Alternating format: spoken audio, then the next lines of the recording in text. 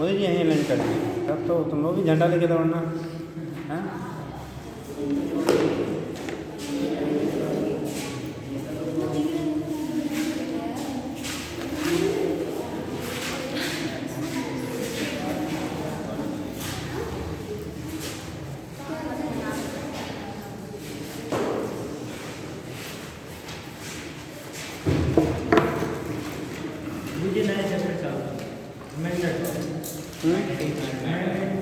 Posted का प्रयोग।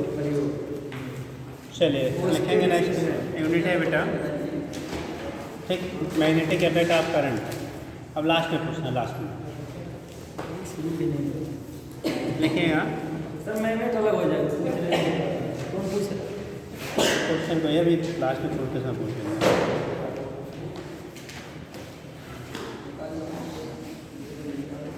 लिखिएगा बेटा magnetic effect of current, add करेंगे magnetic effect of current.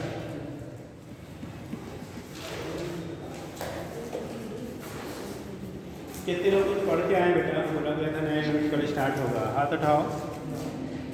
Magnetic effect of current 1 2 3 4 5, बाकी खाली सोच हो गया थे तो पढ़ लिया करिए बेटा, ठीक।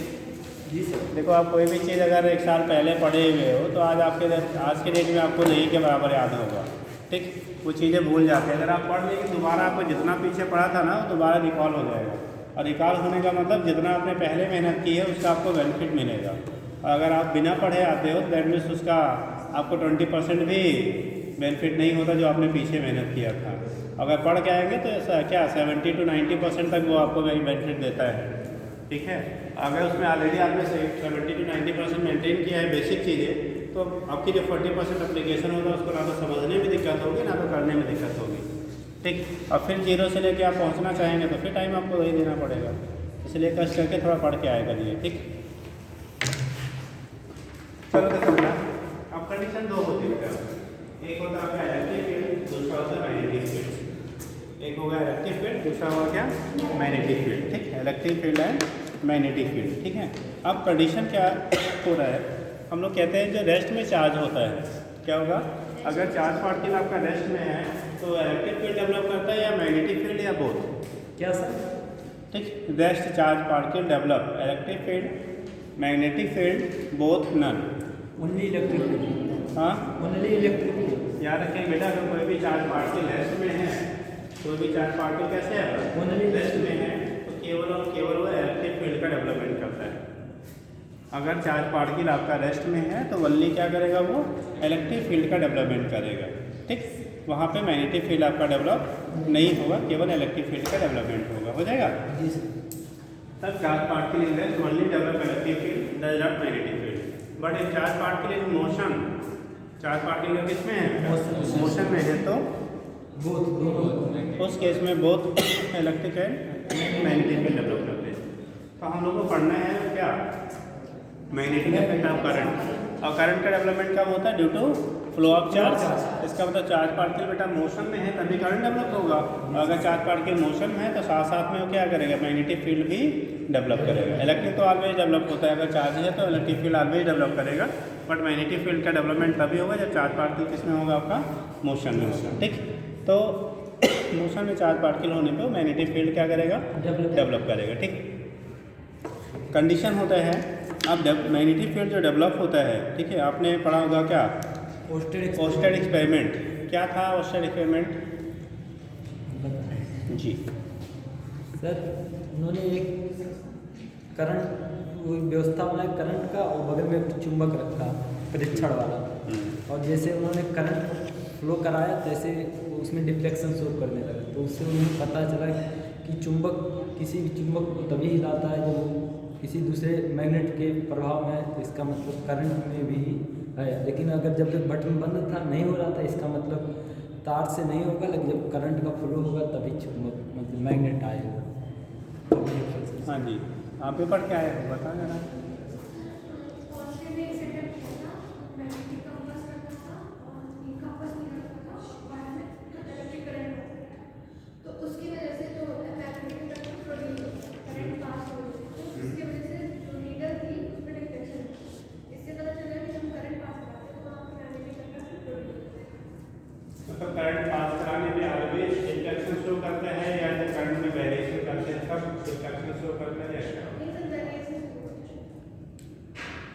सर बेटा अगर उसमें करंट फ्लो हो रहा है तब उसमें मैग्नेट होगा पक्का, उसमें परिवर्तन की मतलब ज़रूरत नहीं है।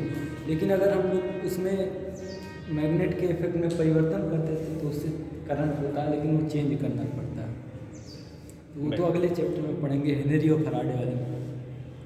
चलिए देखो यहाँ पे होता है बेटा, जब भी बोला जाता है किसी भी अगर करंट कंडक्टर से आप करंट पास ऑन करेंगे तो अपने सराउंडिंग में ऑलवेज मैग्नेटिक फील्ड डेवलप करता है। क्या करेगा? मैग्नेटिक फील्ड का डेवलपमेंट होगा जब भी किसी सर्किट से करंट आपके पास आउट होगी। ठीक है, वहाँ पे वो दूसरा एक एक्सपेरिमेंट है बेटा। उस एक्सपेरिमेंट में क्या होता है, जब भी हम लोग क्या करते हैं करंट की वैल्यू फ्लैक्चुएट करते हैं किसी सर्किट में, ठीक, जैसे मान लो कोई मैग्नेट है, कोई स्क्वायर है, अगर उसके पास में आप मैग्नेट को ले आते हैं या उससे दूर ले जाते हैं तो फ्लक्स में चेंज होने की वजह से इंड्यूस क्या करता है, करंट इंड्यूस ईएमएफ डेवलप होता है, उसकी वजह से सर्किट में इंड्यूस करंट डेवलप होता है।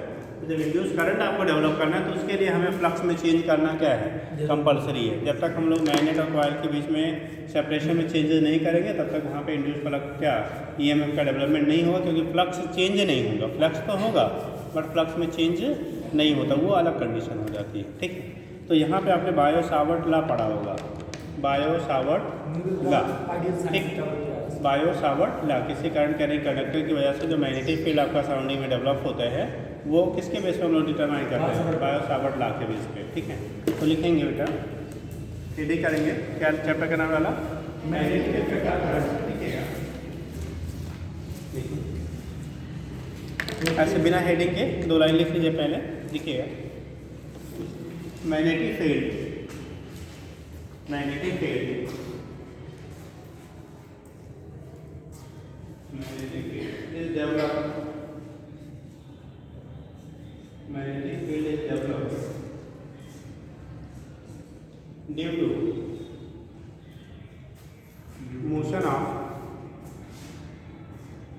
Motion of charge particle only, motion of charge particle one. Backup कर लो करंट, किसकी वजह से, due to motion of charge particle. That means क्या करेगा, करंट का डेवलपमेंट करेगा, तो उसकी वजह से हमारा मैग्नेटिक फील्ड का क्या होता है, आपका डेवलपमेंट होता है। उसकी वजह से मैग्नेटिक फील्ड क्या करेगा, आपका डेवलप होगा, यानी कि वहाँ से जनरेट होगा। ठीक, कंडीशन लिख लीजिए, वाइल एक charge particle in rest is in rest, charge particle is in rest, then it develop only electric field, develop only electric field, develop only electric field surrounding itself, अपने चारों तरफ केवल क्या डेवलप करता है, इलेक्ट्रिक फील्ड। जबकि अगर motion में है तो वो मैग्नेटिक फील्ड भी डेवलप करेगा और क्या इलेक्ट्रिक फील्ड भी डेवलप करेगा। तो ऊपर वाली लाइन में आप मैग्नेटिक इलेक्ट्रिक मैग्नेटिक फील्ड चूँकि हम लोग पढ़ देते हैं तो वहाँ मैग्नेटिक लिखे है, इलेक्ट्रिक अंडरस्टूड है। सराउंडिंग मैग्नेटिक क्या इलेक्ट्रिक फील्ड, चुको बेटा कई बार रिपीट किया है बेटा।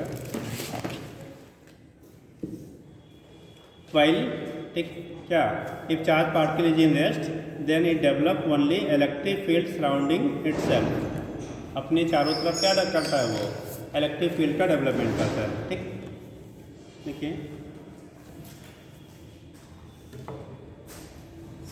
अब यहाँ पे हम लोग एक्सप्लेन करेंगे बेटा, बायो सावर्ट लॉ आपने पढ़ा होगा, बायो सावर्ट लॉ। साइन हो गया सबका? जी अभी तो नहीं हुआ है। बायो सावर्ट लॉ, ठीक, तो बायो सावर्ट लॉ के अकॉर्डिंग क्या है कि अगर कोई करंट कैरिंग कंडक्टर आप लेते हो, करंट कैरिंग क्या लेते हैं, कंडक्टर आपने नोट बनाया है यार, अच्छा बनाया है, अच्छी बात है। थोड़ी मेहनत करिए, कोई चीज़ वास्तव नहीं होता है, बट थोड़ी सी क्या मन से पढ़ने की जरूरत होती है।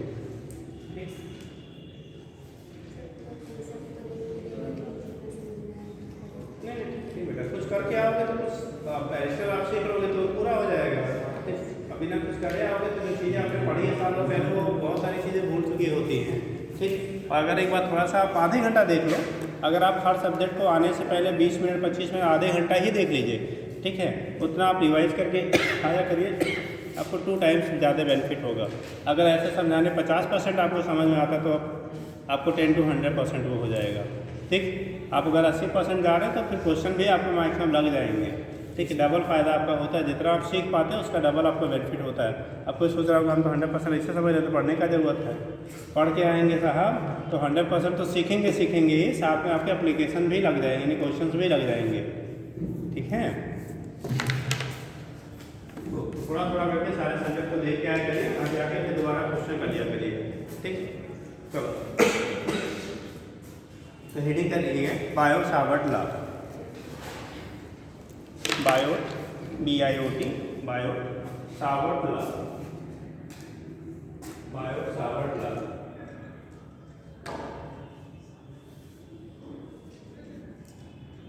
Biot Savart law. भाई आप पढ़ते थे इसके लिए गाना है, गाना वाना भर देगा ना, नहीं ठीक। चलिए ठीक है।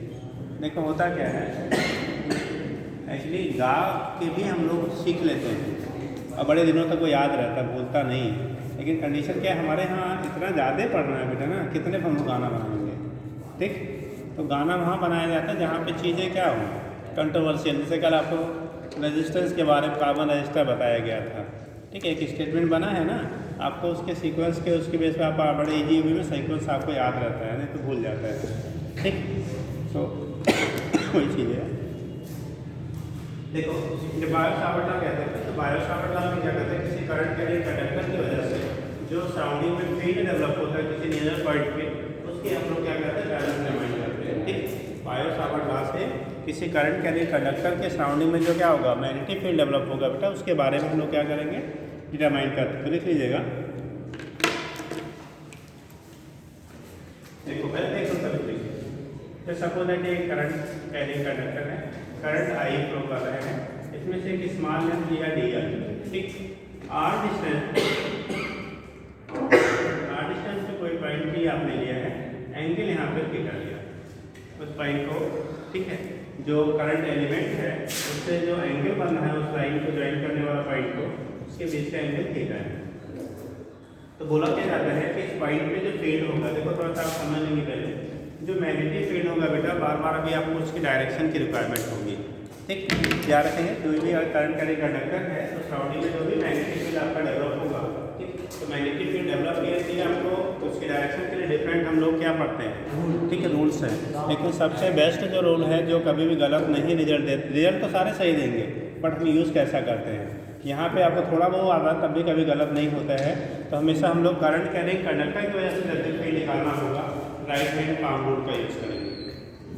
राइट हैंड क्या करेंगे, पाम रूल का यूज़ करेंगे।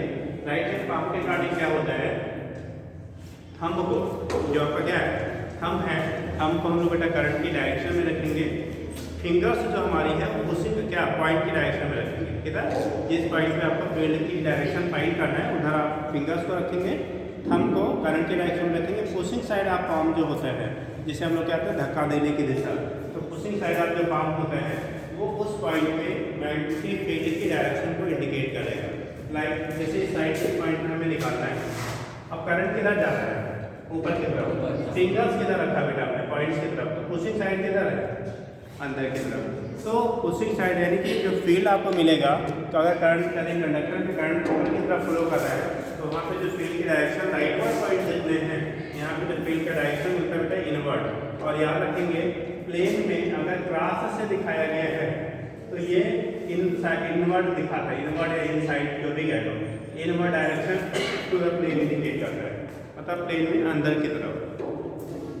अगर हमारा डार्ट से रिप्रेजेंटेड है तो ये आउटवर्ड डायरेक्शन को रिप्रेजेंट करता है, किसको, आउटवर्ड, आउटसाइड, मतलब प्लेन के परपेंडिकुलरली आउटसाइड है उसे आप डार्ट से रिप्रेजेंट करेंगे, प्लेन के परपेंडिकुलरली इनसाइड है, ठीक है, तो उसे हम लोग क्रॉस से रिप्रेजेंट करेंगे, ठीक।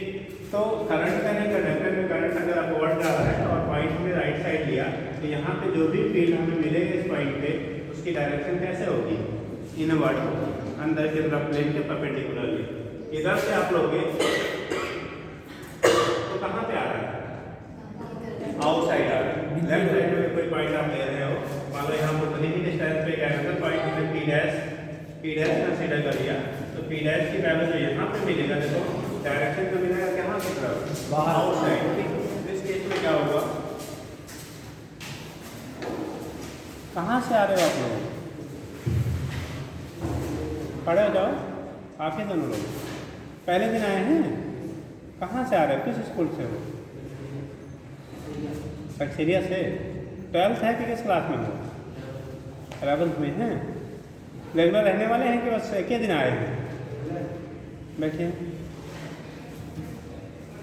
और जब कभी क्लास में घुसा करिए तो पहले पूछ लिया करिए, ठीक। अगर कोई भी टीचर पहले से प्रेजेंट है तो बिना पूछे क्लास में एंट्री ना लिया करिए। चलो देखो, तो कंडीशन क्या हो गया बेटा, यहाँ पे ये आपका क्या हो गया, राइट वर्ड अगर है तो इनवर्ड होगा और लेफ्ट साइड में है तो हमारा क्या होगा बेटा, आउटवर्ड होगा। तो ये डायरेक्शन को रिप्रेजेंट करता है, किसको रिप्रेजेंट करेगा, डायरेक्शन क्या होगा, ठीक। अब बात आती है कि वैल्यू कैसे हम फाइंड करते हैं। तो किसी करंट एलिमेंट की वजह से किसी पॉइंट पे आपका जो फील्ड आपका होगा, जो हम लोग क्या करेंगे, मैग्नेटिक फील्ड होता है, ठीक। अगर स्मॉल लेंथ डीएल ले रहे हैं तो उसकी वजह से मैग्नेटिक फील्ड डीबी की जो वैल्यू होगी, ठीक है, किस पे डिपेंड करता है बेटा, डायरेक्टली प्रोपोर्शनल आई के फैक्टर्स पे डिपेंड करेगा, directly proportional to current flowing through the conductor, ठीक। दूसरा directly proportional DL, DB directly proportional to किसके, करंट एलिमेंट की जो लेंथ आपने लिया है, ठीक, डीएल, या एक बार में साथ में लेते तो आई इंटू डीएल कह देते हैं, ठीक। और किससे, अगर डिस्टेंस की बेटा आर है, क्या है, डिस्टेंस आर है तो आर स्क्वायर ये बटे आर इनवर्सली प्रोपोर्शनल टू क्या, आर स्क्वायर। इनके बीच का एंगल आपने थीटा लिया है तो क्या हो जाएगा, डीबी प्रोपोर्शनल टू क्या, साइन थीटा। सभी को अगर आप कंबाइन करेंगे तो कंडीशन आपका आएगा DB proportional to I into DL sine theta upon कितना, आर स्क्वायर। तो जो मैग्नेटिक फील्ड आपका डेवलप होगा बेटा किसी करंट एलिमेंट की वजह से, ठीक, वो आएगा डीबी की वैल्यू आई डीएल साइन थीटा अपान क्या होगा, आर स्क्वायर के बराबर हो जाएगा। अब देखो यहाँ पे क्या होगा बेटा, प्रोपोर्शनलिटी से बड़ा आप हटाओगे तो डीबी की वैल्यू कितनी आ जाएगी, mu naught upon 4 pi IDL sine theta upon R square के बराबर होगा। अगर हम लोग इसको बी की वैल्यू निकालेंगे तो आप इंटीग्रेट कर लेते हैं तो बी की वैल्यू क्या होगी, बाकी फैक्टर तो मेरा इंटीग्रेशन म्यू नॉट अपान कितना 4 pi IDL sine theta upon कितना आर स्क्वायर। मेनली हमारा जो लेंथ होता है उसी को इंटीग्रेट करके हम लोग टोटल वैल्यू फील्ड का निकालेंगे बेटा, ठीक। टोटल जो वैल्यू होगी वो फील्ड का निकालने के लिए यहाँ से निकाल लेते हैं integration mu naught upon 4 pi IDL sine theta upon R square. अब करंट एलिमेंट की टोटल हम लोग क्या टोटल एलिमेंट की वजह से निकालेंगे तो वहाँ पे लेंथ को कंसीडर करते हैं, ठीक है। अभी आगे वो चीज़ें डिस्कस होंगी, डिफरेंट से क्या लेंथ ऑफ कंडक्टर की वजह से कैसे डिटरमाइन करेंगे। तो इसी को टाइम देते बायो सावर्ट लॉ। जी सर, बहुत टेढ़ा आपके यहाँ इंटीग्रेशन नहीं आता है, सिंपल सा ही आता है। कभी कभी रेयरली आईटी एडवांस वाला चोरी करके जब कॉपी कर लेते हैं तब वही गड़बड़ाता है, बाकी जो नॉर्मल है मेन के जो क्वेश्चन है वो आपके लेवल के ही हैं, ठीक है। तो वहाँ पे कोई ऐसा कि बहुत टेढ़ा आपके यहाँ इंटीग्रेशन, वही 2 फार्मूला 3 फार्मूला याद रखिए उतने मैक्सिमम आपके लग जाते हैं, ठीक। अब एक्सेप्शनली कहीं कभी कभी टेढ़ा बना देते तो बात अलग क्या है, अदरवाइज तो लिखिए बायो सावर्ट लॉ लिख लिया बेटा, एक लाइन लिखो तो अच्छा फोटो बना लीजिए, लिखिएगा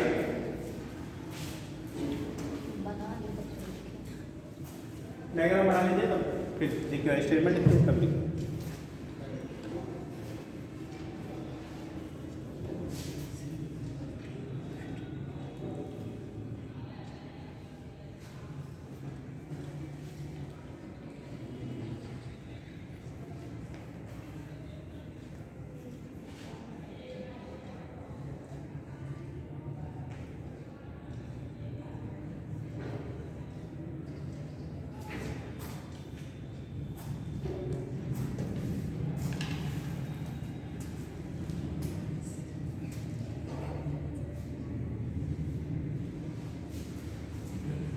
तो कल आप लोग क्लास में भी बंदे हैं, नहीं सर बंद करो, हाँ कब यहाँ पे लैंड करके अरे लैंड करेंगे तो पूरा ये इतनी एरिया जो है प्रोटेक्टेड हो जाएगी भैया, किसी की एंट्री नहीं अलाउड है। मोदी आए क्यों जो भी आएंगे, अगर मोदी जी आ रहे तो रवि जी आएंगे। एक ही लोग हैं जो मोदी हैं। जो भी देखिए कौन जैसा प्रोग्राम हो यहाँ का प्रोग्राम टाइम अभी ऐसा अनाउंस करें कुछ है फिलहाल, तो देखिए कौन आ पाते हैं। चलिए ठीक है, तो जैसा होगा इन्फॉर्म पहले कर देंगे, जैसा भी रहेगा ऐसे काम करवा देंगे। अब सूचना तो आई नहीं होगी जो भी होगा। हाँ बेटा, अब लिखिए, मैं लिख दीजिए तब लिखिए। With the help of Biot-Savart law, with the help of Biot-Savart law, the magnetic field, the magnetic field surrounding a current carrying conductor, surrounding a current carrying conductor, surrounding a current carrying conductor is determined. Current carrying conductor is determined. Okay? Surrounding a current carrying conductor is determined. तो जो current carrying conductor है उसके surrounding magnetic field की value क्या करते हैं हम? determine करते हैं। Surrounding a current carrying conductor is determined. ठीक? तो लिखेंगे जो current carrying conductor है उसके surrounding जो magnetic field है उसको determine करते हैं। नीचे लिखिएगा कहीं से देखिए, the magnetic field due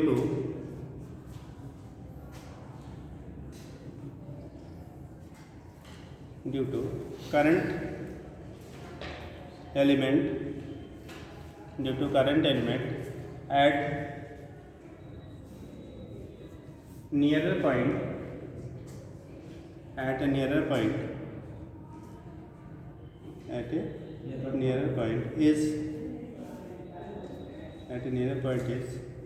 given as कर दो, given as ऐसे कर लीजिएगा, नोट कर लीजिए। जो कोई नियर पॉइंट पे अगर करंट कैरी कंडक्टर की वजह से फील्ड की वैल्यू आपको डिटरमाइन करना है, डिफरेंट रिलेशन से हम लोग उसको ऑब्टेन कर लेते हैं बेटा। ठीक,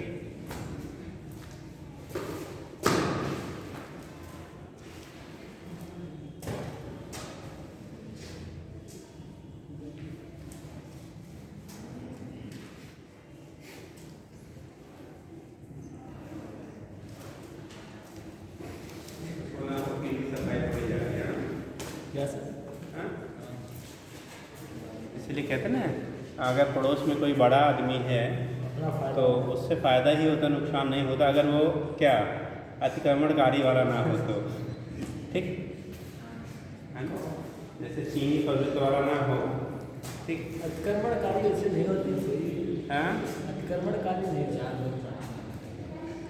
चलिए ठीक है,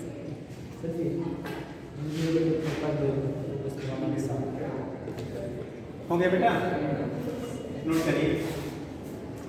यहाँ पे म्यू0 अपान 4 की जो वैल्यू होती है 10 की पावर -7 म्यू0 अपान 4 कर दो, 10 की पावर माइनस कितना मात्र। ठीक, यूनिट क्या होगा भैया, यूनिट बता दो, यूनिट बताइए, यूनिट क्या होगा और म्यू0 का डायमेंशन, यूनिट एंड डायमेंशन। पहले यूनिट ही बता दीजिए। देखो क्या लिखा आपने, क्लियर है, साइन थीटा की कोई यूनिट होगी नहीं। ठीक, तो हमारा क्या हो गया, बी का होता है वेबर पर मीटर स्क्वायर, और ये नीचे से जाएगा मीटर स्क्वायर, वहाँ से कैंसिल होगा, और नीचे वाला मीटर क्या होगा। ठीक, जैसे आप निकालोगे, देखो जब कभी आपको अगर कोई यूनिट वगैरह नहीं आएगा तो उसके फार्मूले को रिलेट करके क्या करिए, फाइंड आउट कर लीजिए। ठीक, जैसे आपको यहाँ पे निकालना है किसका, म्यू0। ठीक, अब म्यू0 पर 4 वैल्यू इतनी है, अब यहाँ से इसको क्रॉस मल्टीप्लाई कर दो और ये हमारा डिवाइडिंग फैक्टर में आ जाएगा। तो अपने मैग्नेटिक फील्ड की यूनिट कितनी होती है, वेबर पर मीटर स्क्वायर। तो यहाँ से जब ले लेंगे तो अब इसका ये ऊपर जाएगा तो मीटर स्क्वायर, और ये नीचे आएगा कितना, आई इंटू डी एल। आई का हो गया एम्पियर और डी एल का हो गया क्या, मीटर। तो वेबर पर metre square into metre square, metre square कर दिया। और ये बाई में जो आया, ठीक है, तो वेबर पर मीटर इन पर क्या हो जाएगा, एम्पियर के बराबर हो जाता है। ठीक है, तो वहाँ से कोरिलेट करके हम लोग फाइंड आउट कर लेते हैं। चलिए, तो ये तो वैल्यू आपका हो गया किसका, किसका, बायो सावर्ट लॉ। अब इसकी बेस पे हम लोग डिटरमाइन करते हैं बेटा अलग अलग पॉइंट। अगर थीटा की वैल्यू आपकी कितनी हो, अब यहीं पे लिख लेंगे, फिर क्वेश्चन फर्स्ट बना लो। अगर थीटा की वैल्यू आपकी 0 हो तो उस केस में फील्ड क्या मिलेगा सर जी, वेबर पर मीटर स्क्वायर पर टेस्ला जी। तो उस कंडीशन में क्या मिलेगा बेटा, बताएंगे। अगर आपको थीटा की वैल्यू 0 रखी जाए, दैट मीन्स आपको जो पॉइंट दिया गया है वो उसी करंट कैरिंग एलिमेंट पे ही लाई करेगा, तो फील्ड की वैल्यू क्या हो जाएगी। अगर थीटा की वैल्यू 0 है, ठीक है, 0 होने का मतलब point will B lie at the current carrying element. जो करंट कैरिंग एलिमेंट है उसी में अगर लाई कर रहा है, तो उस कंडीशन में हमारा जो फील्ड की वैल्यू होगी वो कितनी हो जाएगी। हाँ जी, 0 होगा। बड़ा एप्लीकेशन आता है बेटा, अभी आगे कराया जाएगा, खूब रोल आते हैं इसके। ठीक, आप अपडेटेड बुक में देखिए, बहुत सारे क्वेश्चंस पे डिजाइन किए गए, डिफरेंट शेप आप क्या, ठीक है, इसका करंट कैरिंग कंडक्टर की वजह से आपको फील्ड की वैल्यू, ठीक, तो उस कंडीशन में उससे खूब सारे एप्लीकेशंस आपके आते हैं। ठीक है, ध्यान रखिएगा। यही लिख लेंगे थीटा इक्वल टू कितना, 0, तो साइन 0 की वैल्यू 0 हो जाएगी। तो बेटा जब 0 होगा तो सारी क्या होगा, b की वैल्यू क्या होगा तब, 0। तो नीचे theta equal to 0, then b equal to 0, then b equal to क्या हो गया, 0। if theta equal to 0, then b equal to 0। उसी पॉइंट नीचे लिखिएगा, that is if point is lie, if point is lie, if point is क्या लिखा बेटा, lie at, if point is lie at current carrying conductor, at current carrying conductor, lie at current carrying conductor,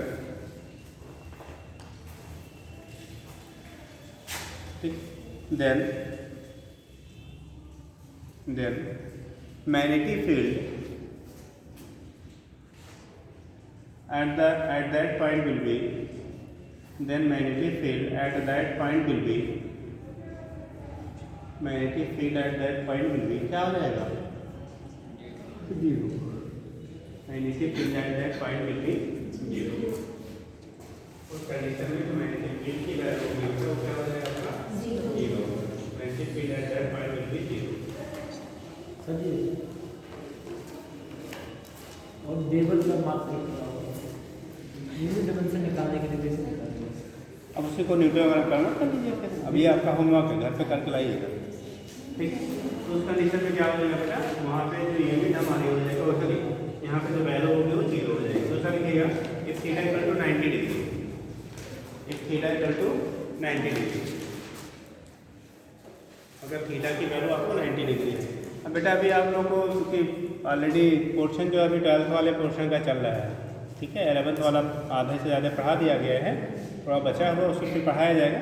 but ये अभी present time में 12th का चल रहा है, अभी आपके यहाँ पे स्कूल में इलाहाबाद चल रहा होगा, ठीक, तो उस केस में थोड़ा सा आपको कोरिलेट करना पड़ेगा 2-4 दिन।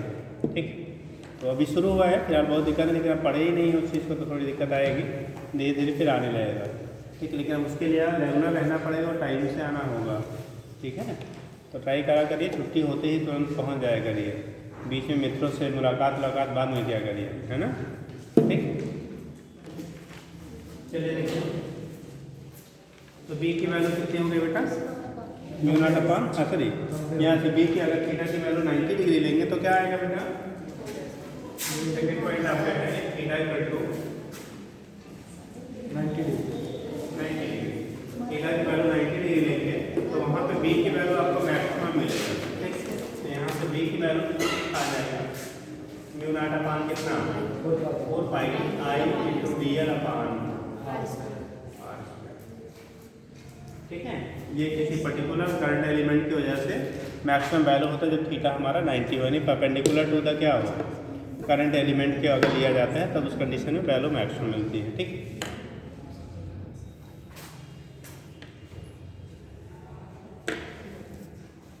आप लोग का साइन नहीं हुआ है इस पर? सबका हो गया बेटा? कौन बचा है?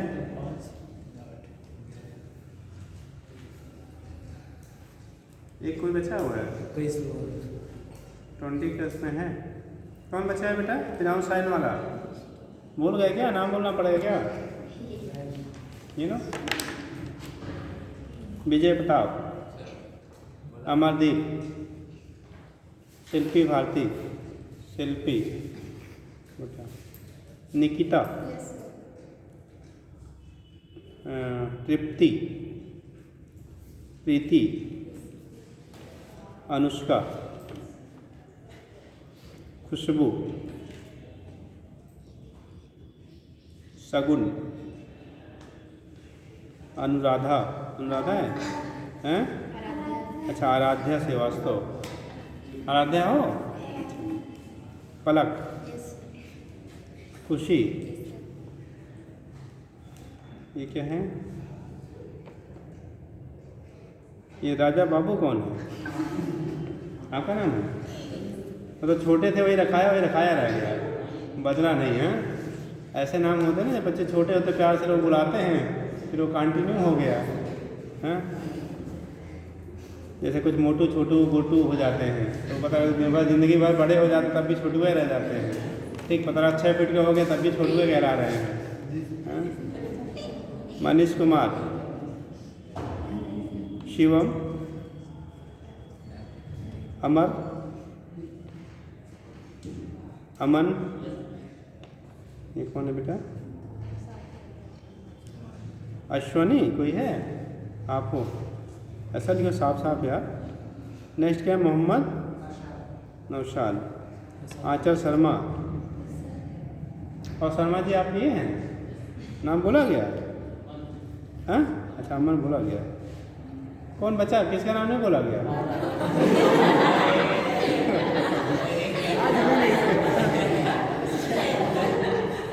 ये सबसे पहले करने वाले हैं। इतना टाइम से करवाया जो है।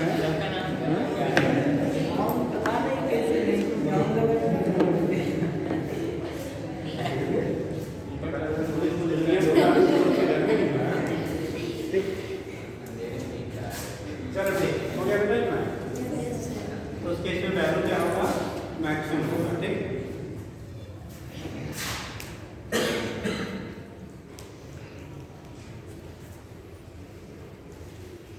इतना बोलने के बाद भी नहीं आना है।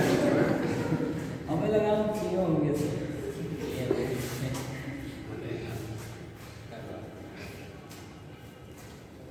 बताया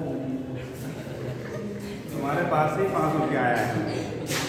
लिखो, रोज सबसे पहले करते थे इसलिए आज लिखो। अगला देखिए, मैग्नेटिक फील्ड, हाँ है लिखना, magnetic field due to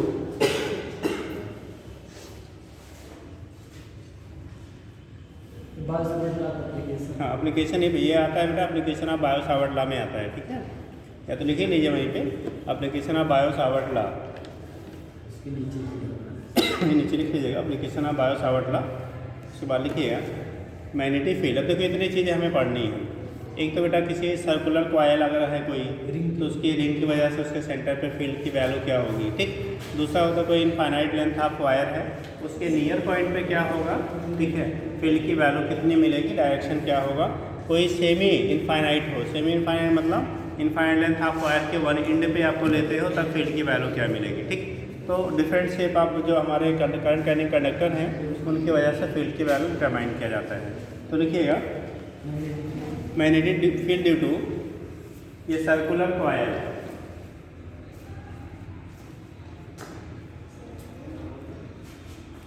current carrying coil, current carrying conductor, circular current carrying conductor, circular current carrying conductor.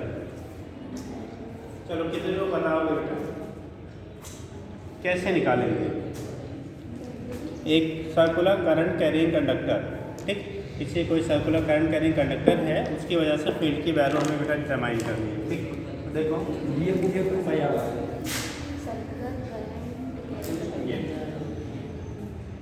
Radius मान लो आपने आर ले लिया, करंट फ्लो हो रही है, करंट क्या हो रहा है आपका, फ्लो हो रहा है, ठीक। उस केस में यहाँ पे ये चीज़ ध्यान रखें कि जहाँ भी यूज आएगा एप्लीकेशन बहुत जगहों पे आएगा, जो आपका रेडियल वेक्टर होता है वो हमेशा उसके पेरीफेरी से क्या होता है, परपेंडिकुलर होता है। कैसा होता है, परपेंडिकुलर होता है। तो यहाँ से इनके बीच का आगे जो एंगल बनेगा ना, ठीक है, वो कैसा होगा, 90 डिग्री रहेगा। क्या रहेगा आपका, 90 डिग्री रहेगा। कितना भूख लगी जी, हाँ 90 डिग्री साफ लेके आएगा। तो उस केस में क्या होगा, ऑलवेज जो एंगल आपका होता है कितना डिग्री रहता है, 90 डिग्री होता है, ठीक। तो यहाँ पे जब दिखाओगे कि इसकी वैल्यू अगर आपको निकालना है सेंटर पे, तो magnetic field at the centre of क्या सर्कुलर कॉइल, सर्कुलर कॉइल। तो जब सर वहाँ पे कॉइल के सेंटर पे लेंगे बेटा, तो ड्यू टू क्या, due to small element DL, एक स्मॉल एलिमेंट डीएल की वजह से इसके सेंटर पे अगर हम लोग बेटा फील्ड की वैल्यू निकालते हैं, तो फार्मूला आपका है डी इक्वल टू कितना, mu naught upon 4 pi I D L sine theta की जगह क्या हो जाएगा, 90 अपॉन आज का ठीक। तो वैल्यू आ गई आपकी mu naught upon 4 pi I D L sine theta 90 upon क्या हो गया, आर स्क्वायर के बराबर हो गया। तो ये वैल्यू हम लोग किसका निकाल रहे हैं, जो मैग्नेटिक फील्ड है कहाँ पे फाइंड करना है आपको, इसके सेंटर पे निकालना है कि स्मॉल है तो डीएल की वजह से वैल्यू आप निकाल रहे हैं। किस वजह से निकालेंगे, एक स्मॉल है तो डीएल की वजह से यहाँ पे फील्ड की वैल्यू क्या करनी है, आपको डिटरमाइन करनी है। तो बी की वैल्यू आपने लिखा mu naught upon 4 pi I D L sine 90 upon क्या, आर स्क्वायर। अब ये स्मॉल है तो डीएल की वजह से हुआ, ड्यू टू होल सर्किल अगर आप देंगे, ड्यू टू होल क्या, सर्कुलर कॉइल लेंगे, तो due to whole circular coil, whole circular coil, ठीक, या रिंग जो भी कह रहे हो आप, तो पूरे रिंग या पूरी कॉइल की वजह से अगर डिटरमाइन करेंगे, वो किसके वजह से निकालेंगे, कॉइल की वजह से आप डिटरमाइन करेंगे, तो बी की वैल्यू हो जाएगी। देखो बाकी तो कांस्टेंट फैक्टर है, हमारा इंटीग्रेट कौन होगा बेटा, डीएल। तो mu naught upon 4 pi I by R square integration किसका, डीएल, और लिमिट क्या होगा, 0 से लेके कितना, 2 पाई आर। पूरा पेरीफेरी जो होता है, जैसे आप हिंदी में परिधि कहते हैं, वैल्यू कितना होता है, 2 पाई आर के बराबर होगा। तो ये वैल्यू हो गया 0.2 pi I by R square integration क्या, 0 to 2 pi R into D L.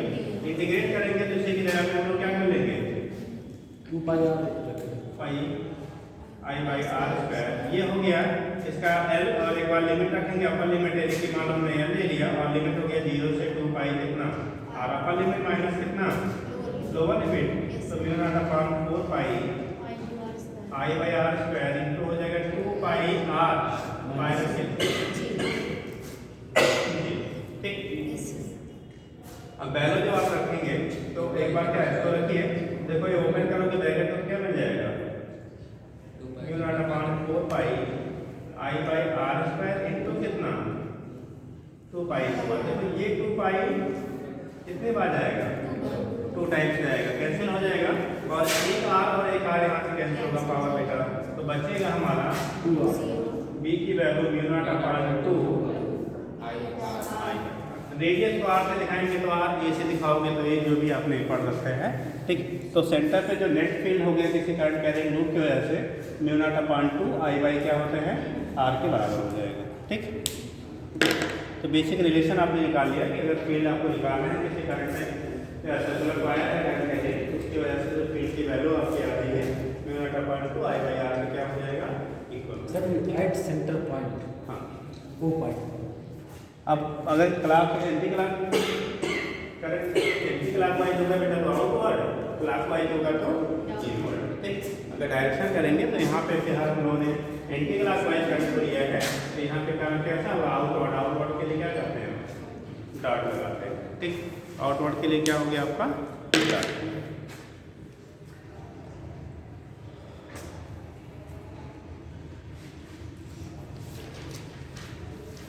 छुट्टी होते समय आप लोग कंफर्म कर लीजिएगा कल का, नहीं तो दूर से आइए फिर दौड़ के वापस जाना पड़े। तो अगर उस टाइम पे होगा, अगर दोपहर से पहले है तब तो फिलहाल कोई दिक्कत नहीं है, बट अगर उस स्टैंड पे होगा तो फिर एंट्री शायद नहीं रहेगी। ठीक है, सिक्योरिटी पर्पज से फिर बंद कर दिया जाएगा। हाँ, आप दर्शन करना चाहते हैं ना तो फिर स्टेडियम में आइए, यहाँ वो भी नहीं हो पाएगा, यहाँ तो इतनी फोर्स रहेगी फिर आपको। ठीक, तो स्टेडियम में पहुँचिए, खेलिए उलिए। हाँ, जल्दी करो, नोट करो बेटा। कोई है गेम में पार्टिसिपेट किया है आपको, किसमें है?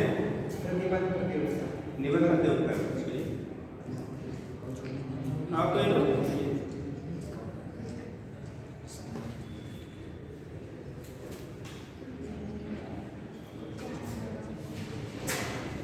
जल्दी करिए।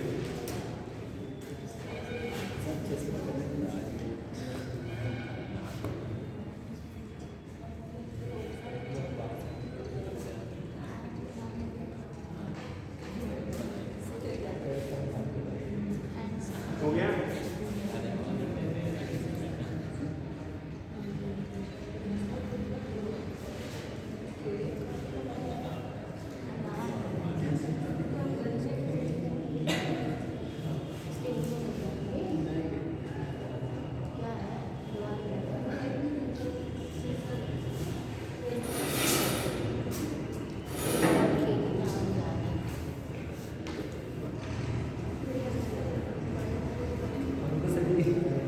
अच्छा 12 में ज़्यादा अच्छा लगता है, 11 फिजिक्स कठिन लगता है, 12 में से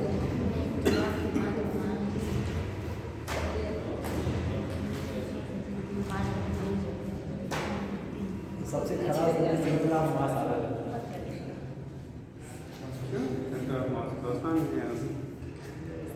चलो देखो, हो गया बेटा, नोट कर लिया।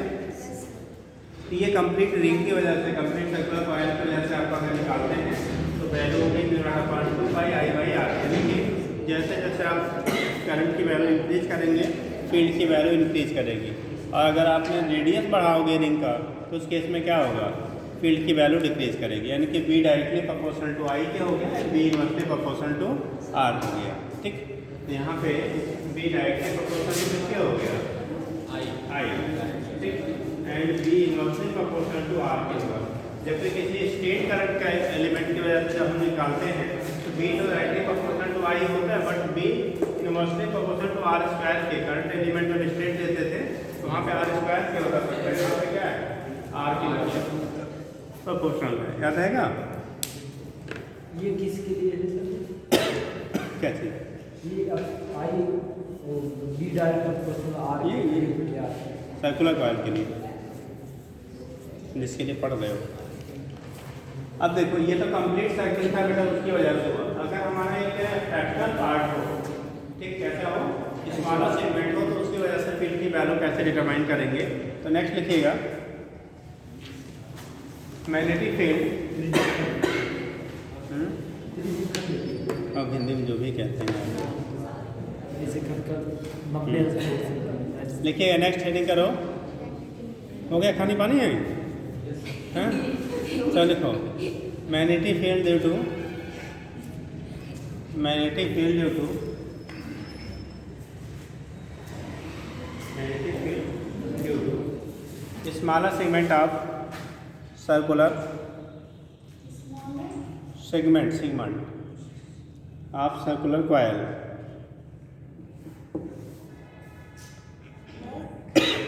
circular coil, smaller segment of circular coil. अगर आपका कंप्लीट सर्किल नहीं है, स्मॉल सेगमेंट पार्ट है उसका, तो एक फ्रैक्शनल पार्ट है, उसकी वजह से क्या होगा, फील्ड की वैल्यू कैसे डिटरमाइन करके वहाँ से निकालना है।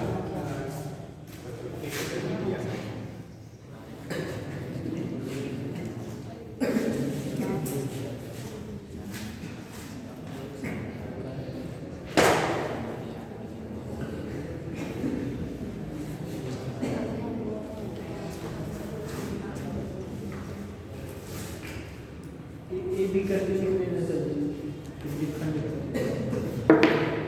एक कॉन्सेप्ट समझा देते हैं कि बेहतर अगर क्वेश्चन अभी हो जाए, ठीक है? जी सर। एक कमाल बताइए। थीटा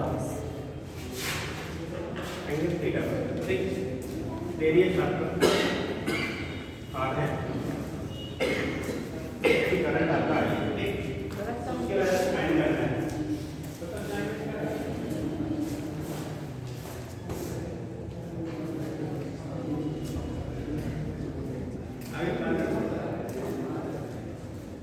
हो गया? तो अगर किसी करंट एलिमेंट आप ले रहे हो उसकी वजह से फील्ड की वैल्यू क्या करनी है, आपको डिटरमाइन करनी है। तो आई है, यहाँ पे मान लो आई कितना बना, थीटा बना। तो जो सेंटर पे फील्ड निकालेंगे, मैग्नेटिक फील्ड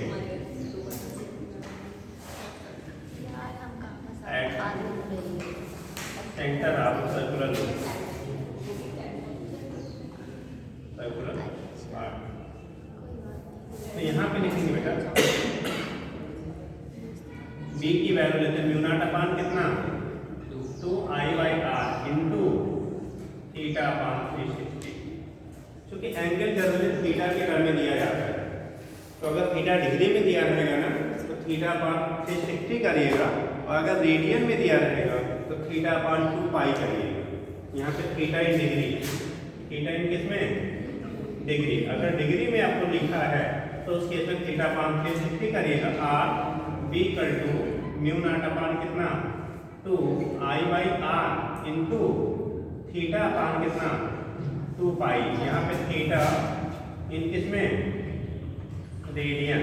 अगर थीटा की वैल्यू रेडियन में दिया गया, जैसे टोटल आपका एंगल कितना होता है, 2 पाई रेडियन होता है। तो अगर रेडियन में आपको दिया जाता है तो उस कंडीशन में क्या करेंगे हम लोग, यहाँ से मल्टीप्लाई। जैसे थीटा की वैल्यू अगर पाई दिया मतलब 180 डिग्री, तो पाई पाई कैसे होगा, 2 हो जाए 4 हो जाएगा, 1 अपान mu naught upon 4 I/r। Theta की वैल्यू अगर मान लो 2 पाई के पूरे साइकिल की वजह से हो गया तो 2 पाई कट जाएगा, म्यू नॉट अपान 2 I/r। थीटा की वैल्यू अगर पाई/2 दे दिया, ठीक, तो पाई/2 अपान क्या 2 पाई पाई पाई करेगा, पाई/4 4 हो जाएगा 8, म्यू नॉट अपान 8 I/ क्या होगा, r। वही अगर डिग्री में देते हैं 90 डिग्री, पाई/4 पाई/2 का मतलब कितना, 90 डिग्री। तो 90 डिग्री होगा 90 अपान 360, तो 9 4 जा कितना, 36 होता है, 1/4 4 हो जाए 8। अगर 180 डिग्री दे रहा है मतलब पाई के बराबर, तो 180 अपान 360 1/2 4 हो जाएगा, 4 हो जाएगा। अगर 360 दे 360 से कैंसिल हो जाएगा, म्यू नॉट अपान 2 I/r हो जाएगा। जितना भी रहेगा उस केस में फ्रैक्शन पार्ट की वजह से हम लोग डिटरमाइन कर लेते हैं, ठीक। जल्दी करिए।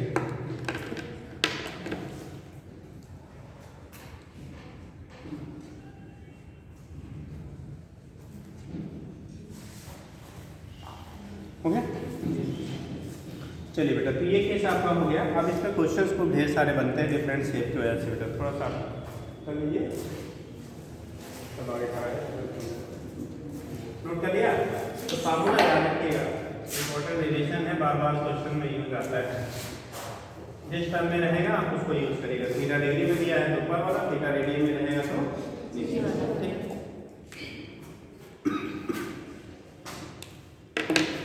लिखिए क्वेश्चन लिखिएगा, find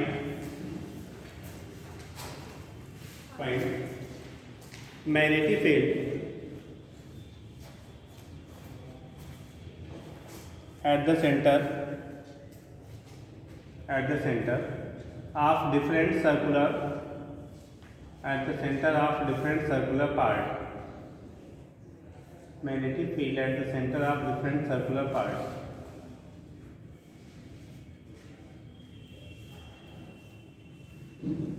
Magnetic field at the center of different circular parts.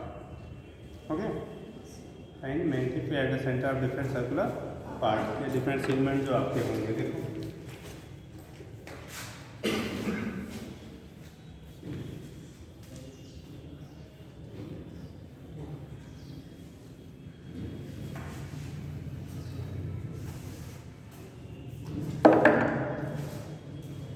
अगर डिफरेंट हमारे सर्कुलर पार्ट में जैसे हैं, डिफरेंट सर्कुलर पार्ट है, उसकी वजह से निकालना है। पहला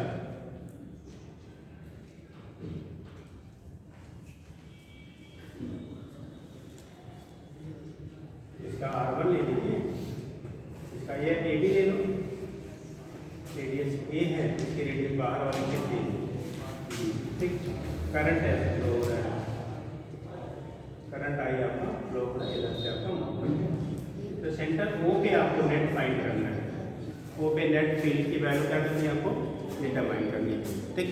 magnetic field at the centre of the circular part, उसके सेंटर पे नेट फील्ड की वैल्यू जल्दी से करिए।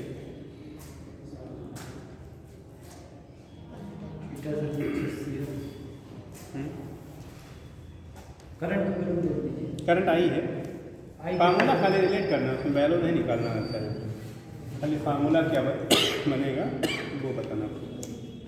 एक ही कर लीजिए, फर्स्ट सेकेंड करिएगा।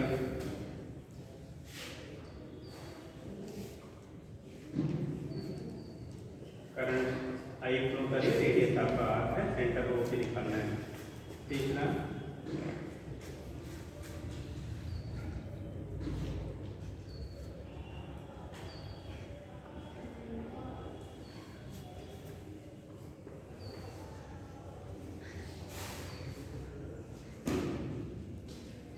रेडियस आर है, सेंटर ओ है। करंट यहाँ से आई आ रही बेटा, आई आएगी तो दो पार्ट में वाई कंप्लीट होगा, कुछ पार्ट इधर से आई वन मान लो जा रहा है, इधर से क्या जा रहा है आपका आई टू जा रहा है, ठीक। और ये फिर आपका इस सेंटर पे नेट फील्ड की वैल्यू निकालिए, जल्दी करिए। जो बोले एक हम बता दें, बाकी आप नोट कर लिए, घर से करके लाइएगा। एक कोई बताइए जो बता दे, लगा दो। एक का कोई भी बोल पूछ लीजिए, बाकी घर से करके लाइएगा। कौन सा सेकेंड? चलिए सेकेंड देखिए जल्दी।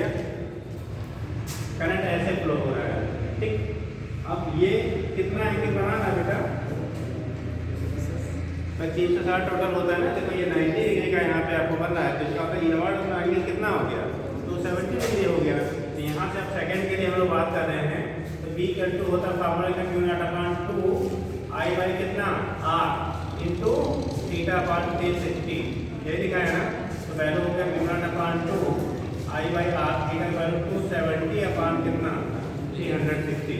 तो 270 अपॉन 360 करोगे तो 3 अपॉन कितना 4 से मल्टीप्लाई कर दो, तो 3 बाई 3 क्यू नॉट अपॉन 8, ठीक।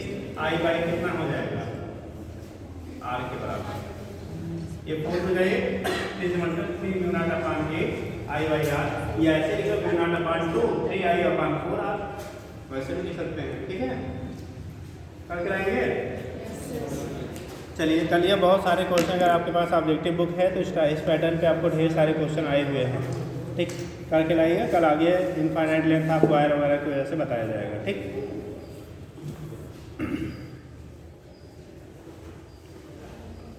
हो गया, चलिए सर आगे चलिए।